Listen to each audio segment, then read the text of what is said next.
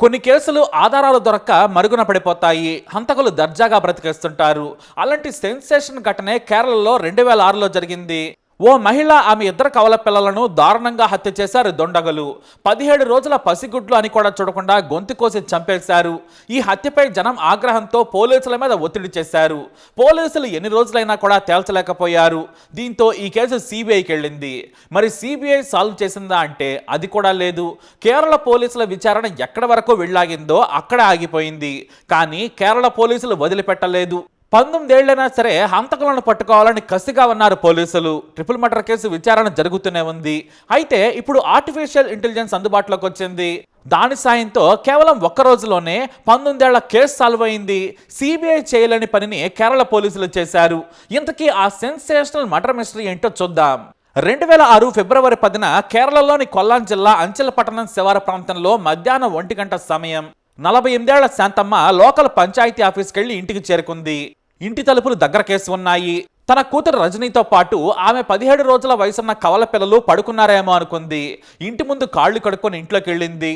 అంతే, తలుపు తీయగానే ఇంట్లో దృశ్యం చూసి గట్టిగా భయంతో కేకలేసింది. తన కూతురిని అలాగే ఆమె ఇద్దరు పసిగుడ్లని గొంతు కోసి చంపేశారు. తన కళ్ళను తానే నమ్మలేకపోయింది శాంతమ్మ. ఆమె కేకలు విన్న పక్కింటి వారు ఏమైందని వచ్చి చూశారు. వెంటనే పోలీసులకు సమాచారం ఇచ్చారు. పోలీసులు వచ్చి ఆధారాలు సేకరించారు. అయితే పట్టపగలు ఓ మహిళ ఆమె ఇద్దరు 17 రోజుల పాపలను క్రూరంగా చంపారన్న వార్త కేరళను ఊపేసింది. హంతకులను పట్టుకుని ఉరి తీయాలని ప్రజల ఆందోళన మొదలుపెట్టారు. మీడియా కూడా ఈ వార్తను ప్రముఖంగా ప్రసారం చేసింది. దీంతో కేరళ క్రైమ్ బ్రాంచ్ విచారణ మొదలుపెట్టింది. అయితే శాంతమ్మ అప్పుడే ఓ విషయం చెప్పింది. రాజేష్ అనే వ్యక్తి కొన్ని రోజుల క్రితం మాకు పరిచయం అయ్యాడు. నేను బయటకు వెళ్ళినప్పుడు మా కూతురుకు తోడుగా ఉంటానని చెప్పాడు. కానీ వచ్చేసరికి లేడని చెప్పింది. దీంతో రాజేష్ ఎవరాని విచారణ చేయగా ఆర్మీలో సైనికుడని తేలింది. మరి అప్పటికే పోలీసులు శాంతమ్మ కూతురు రజనీ భర్త ఎవరా అని విచారణ చేశారు. దివిల్ కుమార్ అని తేలింది. పైగా మహిళా కమిషన్లో రజనీ ఫిర్యాదు కూడా చేసింది. తనను గర్భవతిని చేసి తర్వాత మోసం చేశాడు. నేనే తండ్రినని తేల్చేందుకు DNA పరీక్షలు చేయాలి. నేను తండ్రినని తేలిన తర్వాతే పెళ్లి చేసుకుంటానని ఈ దివిల్ కుమార్ పేచి పెట్టాడు. దీంతో దివిల్ కుమార్ మీద మహిళా కమిషన్కు ఫిర్యాదు చేసింది రజనీ. అంతేకాదు, ఈ దివిల్ కుమార్ ఆర్మీలో ఓ సైనికుడు. పోలీసులు దివిల్ని కూడా హంతకుడిగా అనుమానించారు. కానీ రాజేష్ గురించి కూడా లోతైన విచారణ చేశారు. ఆర్మీని సంప్రదించగా పంజాబ్లోని పఠాన్కోట్లో డ్యూటీలో ఉన్నట్లు తేలింది. పోలీసుల ప్రత్యేక టీం వేగంగా పఠాన్కోట్కు చేరుకుంది. అక్కడికి వెళ్ళగానే ఎయిర్పోర్ట్ దగ్గర డ్యూటీలో ఉన్నారని అధికారులు చెప్పారు. కానీ ఎయిర్పోర్ట్ దగ్గర దివిల్ కుమార్ లేడు. అలాగే ఈ రాజేష్ గురించి కూడా ఎంక్వైరీ చేశారు. విషయం ఏమిటంటే ఈ ఇద్దరు ఒకే చోట పనిచేస్తున్నారు. అక్కడ రాజేష్ కూడా లేడు. దీంతో ఈ హత్యకు ఇద్దరితో సంబంధం ఉందని పోలీసులు భావించారు. దివిల్ కుమార్ రాజేష్ కుటుంబీకుల మీద నిఘా పెట్టారు. కానీ అస్సలు చెక్కలేదు. ఇటు సైన్యం ఉద్యోగాన్ని కూడా వదిలేశారు. మరోవైపు ఈ కేసును కేరళ పోలీసులు సాల్వ్ చేయలేకపోతున్నారు. సిబిఐకి అప్పగించాలనే డిమాండ్లు పెరిగాయి. దీంతో ప్రభుత్వం రజనీ ఆమె ఇద్దరు కూతుళ్ల హత్య కేసును సిబిఐకి అప్పగించింది. ఇటు సిబిఐ అధికారులు కూడా కేరళ పోలీసుల విచారణ లైన్లోనే చేశారు. కాకపోతే ఇద్దరిని పట్టుకునేందుకు దేశవ్యాప్తంగా తమకున్న నెట్వర్క్ను ఉపయోగించారు. ఇంటెలిజెన్స్ సాయం తీసుకున్నారు. కానీ హంతకులు చెక్కలేదు. దేశంలోని ప్రతి రాష్ట్ర పోలీస్ డిపార్ట్మెంట్కు హంతకుల ఫోటోలను పంపారు. తమకు ఈ హంతకులను పట్టుకునేందుకు సాయం చేయాలని కోరారు. దాదాపుగా 3 ఏళ్ల పాటు సిబిఐ కంటి మీద కునుకు లేకుండా ప్రయత్నం చేసింది. కానీ చెక్కలేదు.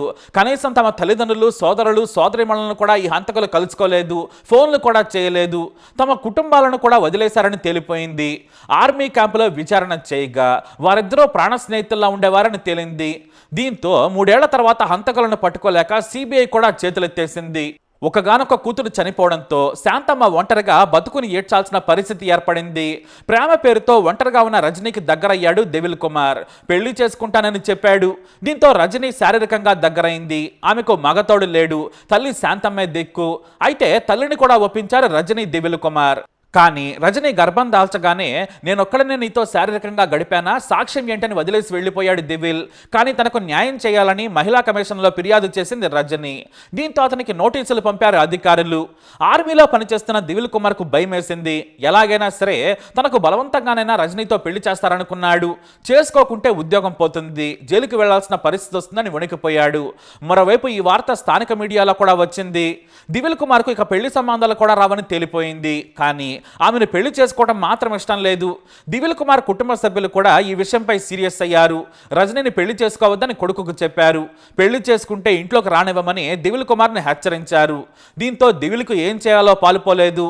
అదే సమయంలో ఆర్మీ క్యాంపులో తనకు ప్రాణ స్నేహితుడైన రాజేష్కు విషయం చెప్పి బాధపడ్డాడు దివిల్. నాకు ఏం చేయాలో తెలియడం లేదన్నాడు. ఆమెను చంపితే తప్ప నాకు మనశ్శాంతి ఉండదు. రజనీని చంపేందుకు సాయం చేస్తావా అని ఏడుస్తూ అడిగాడు దివిల్. సరే చేస్తానన్నాడు రాజేష్.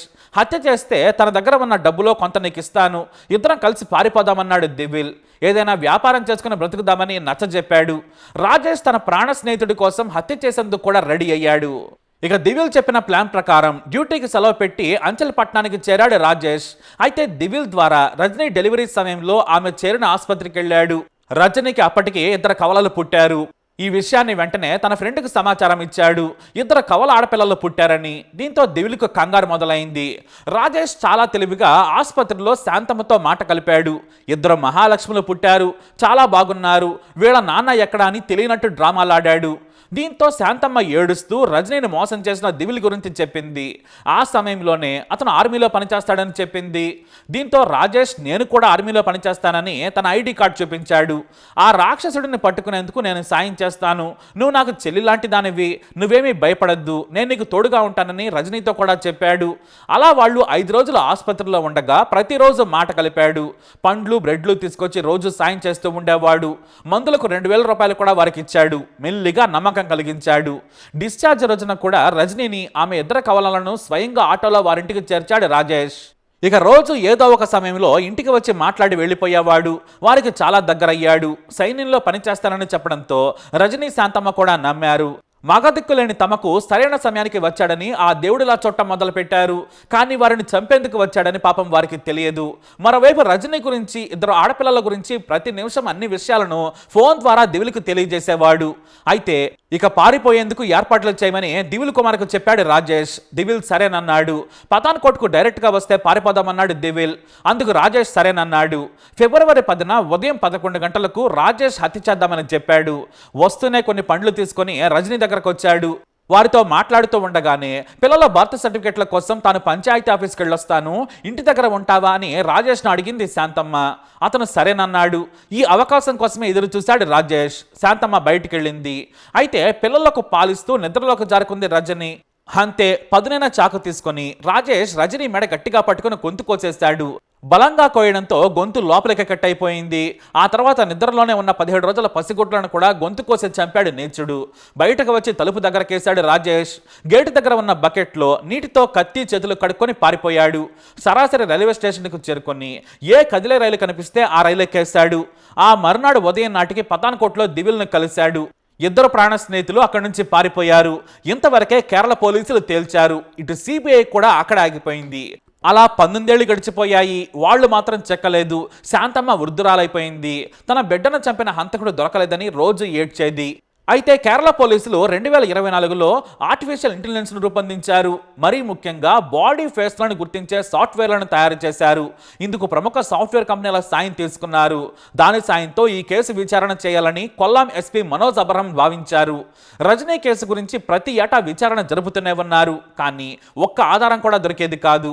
దీంతో ఏఐ సాఫ్ట్వేర్ ద్వారా దివిల్ రాజేష్ల ఫోటోలను అప్లోడ్ చేశారు. దాని సాయంతో సోషల్ మీడియా అకౌంట్లను జల్లెడ పట్టడం మొదలుపెట్టారు. ఈ కటింగ్ ఎడ్జ్ సాఫ్ట్వేర్ ఫ్యూచర్లో ముఖ కవళికలు, రూపురేఖలు మారినా కూడా గుర్తుపడుతుంది. అదే దీని స్పెషాలిటీ. అయితే ఇన్స్టాలోని ఓ ఫోటోతో ఏఐ సాఫ్ట్వేర్లో మ్యాచ్ అయిపోయింది. ఏఐ 90% పోలికలున్నాయని చూపించింది.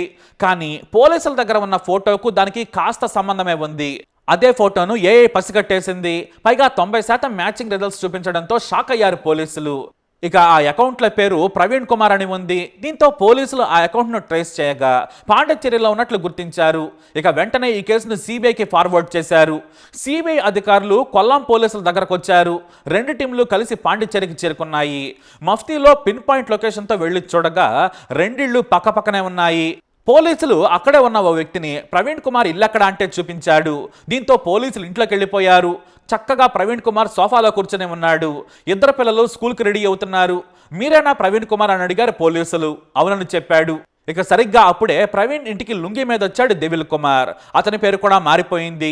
ఇతనెవరంటే విష్ణు అని చెప్పాడు ప్రవీణ్. పోలీసులు షాక్ అయ్యారు. ఒకే దగ్గర ఇద్దరు దొరకడంతో సంతోషపడ్డారు. ఇద్దరిని కూర్చోబెట్టి తాము సిబిఐ నుంచి వచ్చామని ఐడి కార్డులు చూపించారు. మీ భార్యలను పిలిస్తే మాట్లాడదామని చెప్పారు అధికారులు. దివిల్ కుమార్, రాజేష్లు పేరు మార్చుకుని పాండిచ్చేరిలో దాదాపుగా 20 ఏళ్లు బ్రతుకుతున్నారని తేలింది. ఇంటీరియర్ బిజినెస్ చేస్తున్నామని చెప్పారు. దివిల్, రాజేష్ భార్యలిద్దరూ కూడా స్కూల్ టీచర్స్. వారు స్కూల్స్కి వెళ్లేందుకు రెడీ అవుతున్నారు. వారి భార్యలకు సిబిఐ అధికారులు మొత్తం స్టోరీ చెప్పారు. అంతేకాదు, ఇద్దరు ఆర్మీలో పనిచేసినప్పటి ఐడి కార్డులను కూడా చూపించారు. మీ భర్తల హంతకులు మేము 19 ఏళ్ల తర్వాత పట్టుకున్నామని చెప్పారు.